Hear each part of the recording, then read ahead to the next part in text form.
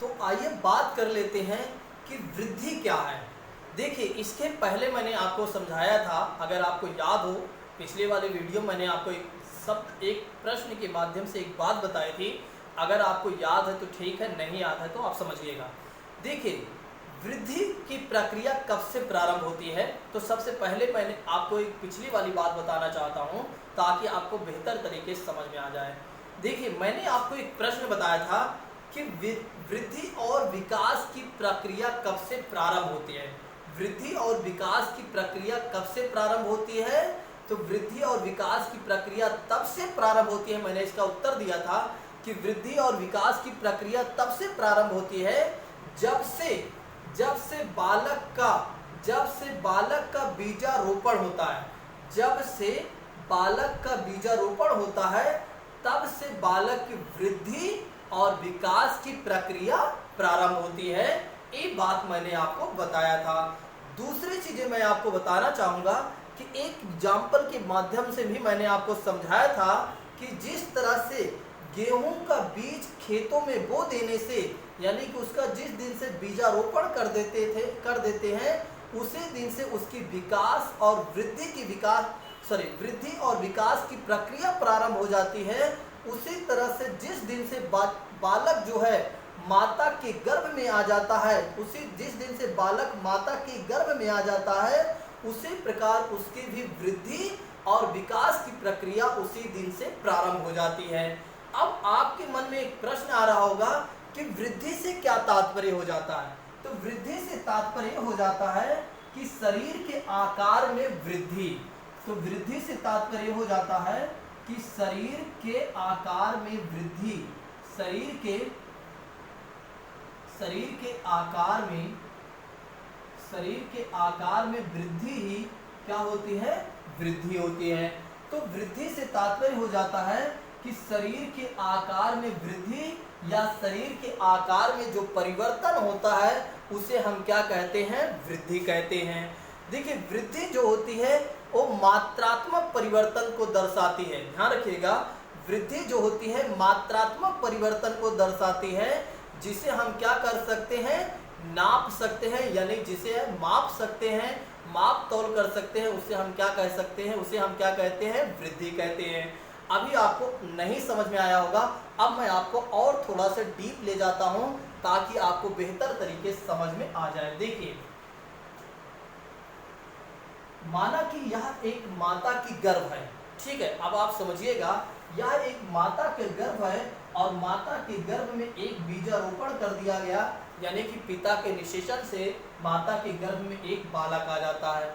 और जब माता के गर्भ में बालक आ जाता है तो जिस तरह समय बीतते जाता है, यानी कि समय के साथ साथ जैसे समय बीतते जाता है, एक दिन दो दिन, और बालक के विकास और वृद्धि में परिवर्तन होता जाता है। और परिवर्तन किस प्रकार से होता है कि बालक के शरीर के आकार में वृद्धि हो जाती है, वृद्धि होना प्रारंभ हो जाती है। जैसे कि बालक है, बीजारोपण हुआ, अब बालक थोड़ा बड़ा होगा, फिर बड़ा होगा, यानी कि उसका हाथ बनेगा, उसका पैर बनेगा, उसका मुख बनेगा, उसके बाल बनेंगे, मतलब तमाम जितने भी शरीर के आकार में वृद्धि, और साथ ही साथ उसके आंतरिक अंगों में भी बढ़ोतरी होगी। तो बालक आफ्टर 9th मंथ बाद बालक का जन्म होगा, ठीक है। तो आप सोचिए, वृद्धि क्या है, वृद्धि वो है जो शरीर के आकार में परिवर्तन करती है। यानी कि जैसे कि आप देखिए कि लंबाई का बढ़ना, शरीर के लंबाई का बढ़ना, वजन का बढ़ना और आंतरिक अंगों का बढ़ना ही क्या है, वृद्धि है। अब आपको समझ में आ गया होगा कि वृद्धि है क्या। तो वृद्धि क्या है कि जो बालक के वजन में बढ़ोतरी होती है। देखिए, बालक के वजन में बढ़ोतरी होती है। मैंने आपको एक चीज बताया था कि वृद्धि जो होती है मात्रात्मक परिवर्तन होता है। क्या होता है, मात्रात्मक परिवर्तन होता है, और जिसे हम क्या कर सकते हैं, माप सकते हैं, या नाप तौल कर सकते हैं। माप कर सकते हैं यानी कि नाप कर सकते हैं, नाप तौल या माप तौल कर सकते हैं, उसे हम क्या कहते हैं, वृद्धि कहते हैं। अब जैसे मान लीजिए, यहाँ समझिएगा, अगर बालक के वजन में वृद्धि होती है, तो उसे हम क्या कर सकते हैं, माप सकते हैं कि नहीं, नाप सकते हैं, या नाप तौल या माप तौल दोनों एक ही बात है, इस बात को ध्यान रखिएगा। देखिए, समझिएगा इसको, कि मान लीजिए बालक के वजन में परिवर्तन हुआ। तो जब बालक के वजन में परिवर्तन हुआ, मान लीजिए अब बालक का जन्म हो चुका है, ठीक है। अब यहाँ आप समझिएगा, अभी हम राजू की बात कर रहे थे, एक राजू की एग्जाम्पल लिया था। अब मान लीजिए राजू का जन्म हो गया है, ठीक है। यहाँ भी आप समझिएगा ताकि आपको बेहतर समझ में आ जाए। देखिए मान लीजिए अब राजू का जन्म हो चुका है। अब राजू का जन्म जो हो गया है, अब राजू का जन्म होने के बाद उसके वजन में परिवर्तन हुआ। अभी राजू का जन्म हुआ था तो मान लीजिए 8 किलो 9 किलो का था, ठीक है। अब राजू के धीरे धीरे वो बढ़ोतरी हुई, तो बढ़ोतरी होने के बाद यानी कि राजू का समय बीतता गया, एक तरीके से समय चला, और समय जो चलता रहता है उस समय के अनुसार राजू के वजन में क्या हो गई, वृद्धि हो गई। अब राजू के वजन में वृद्धि हो गई तो उसे हम क्या कर सकते हैं, माप सकते हैं कि नहीं, कि राजू पहले जब उसका जन्म हुआ था तो वो 8 किलो का था, और राजू के 2 साल बाद अब कितने किलो का हो गया। तो यहाँ पर क्या हो गया, वृद्धि हुई। क्या हो गई, वृद्धि हुई। अब जब राजू का जन्म हुआ था और राजू के जन्म होने के बाद उसकी लंबाई मान लीजिए 1 फीट थी, 2 फीट थी, और 10 साल बाद उसकी कितनी फीट हो गई, 5 फीट 6 फीट हो गई या 3 फीट हो गई। तो ये क्या हो गया, एक तरीके से वृद्धि हो गई। तो वृद्धि क्या होता है कि शरीर के आकार में परिवर्तन, जो शरीर के आकार में परिवर्तन होता है उसे हम क्या कहते हैं, वृद्धि कहते हैं। और जैसे कि मैंने आपको बताया था अभी इसके पहले कि लंबाई का बढ़ना, वजन का बढ़ना इत्यादि प्रकार की जो चीजें होती हैं उसे हम क्या कहते हैं, वृद्धि कहते हैं। अब आपको समझ में आ गया होगा। और एक चीज, अगर आप प्रश्न के माध्यम से आपसे किस तरह से प्रश्न पूछा जाता है इसको आप ध्यान रखिएगा। एक प्रश्न मैं आपको बता देता हूं, अगर आपसे पूछा जाता है वृद्धि क्या है, वृद्धि क्या है, तो वृद्धि क्या है, वृद्धि मात्रात्मक परिवर्तन होती है, जिसे क्या कर सकते हैं, जिसे मापा या तौला जा सकता है, उसे हम क्या कहते हैं, वृद्धि कहते हैं। इस बात को ध्यान रखिएगा। और दूसरी चीजें, शरीर के आकार में परिवर्तन होना चाहिए। वृद्धि से तात्पर्य होता है कि शरीर के आकार में परिवर्तन होना चाहिए, तभी हम उसे क्या कहते हैं, वृद्धि कहते हैं। अब आइए बात करते हैं कि मनोवैज्ञानिक के अनुसार, मनोवैज्ञानिकों के अनुसार क्या कहा जाता है वृद्धि को। वृद्धि क्या होती है मनोवैज्ञानिकों के अनुसार। तो मनोवैज्ञानिक सोरेनसन साहब, उनका नेम है सोरेनसन साहब, सोरेनसन, मनोवैज्ञानिक सोरेनसन साहब कहते हैं कि वृद्धि जो है एक क्रमिक प्रक्रिया होती है।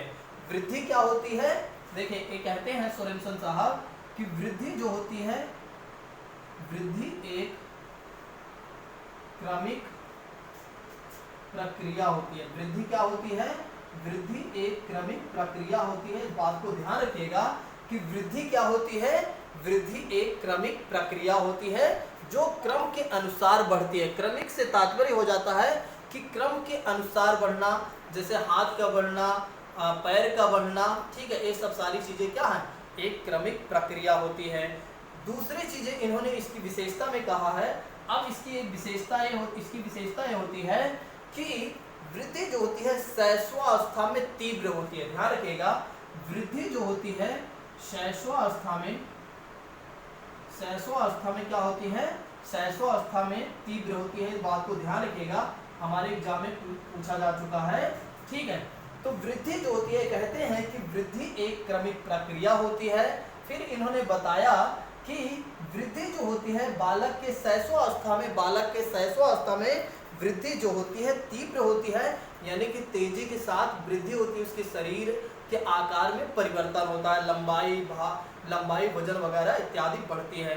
लेकिन दूसरी बात इन्होंने कहा कि देखिए वृद्धि जो होती है वो बाल्यावस्था में मंद पड़ जाती है। बालक के बाल्यावस्था में मंद पड़ जाती है, यानी कि धीमी पड़ जाती है। तो ध्यान रखिएगा कि सोरेनसन साहब ने बताया कि वृद्धि एक क्रमिक प्रक्रिया होती है। और दूसरी चीजें इन्होंने बताया कि शैशवावस्था में बालक में वृद्धि तेजी के साथ होती है, लेकिन शैशवावस्था में बालक में वृद्धि तेजी के साथ होती है, और बाल्यावस्था में मंद पड़ जाती है वृद्धि। तो ध्यान रखिएगा कि बालक जो होता है शैशवावस्था में उसकी वृद्धि तीव्र होती है, और बाल्यावस्था में उसकी वृद्धि जो होती है मंद पड़ जाती है। फिर इन्होंने समझाया, दूसरी बात इन्होंने बताया कि देखिए 11 वर्ष की आयु में 11 वर्ष की आयु में वृद्धि जो होती है वो तीव्र हो जाती है।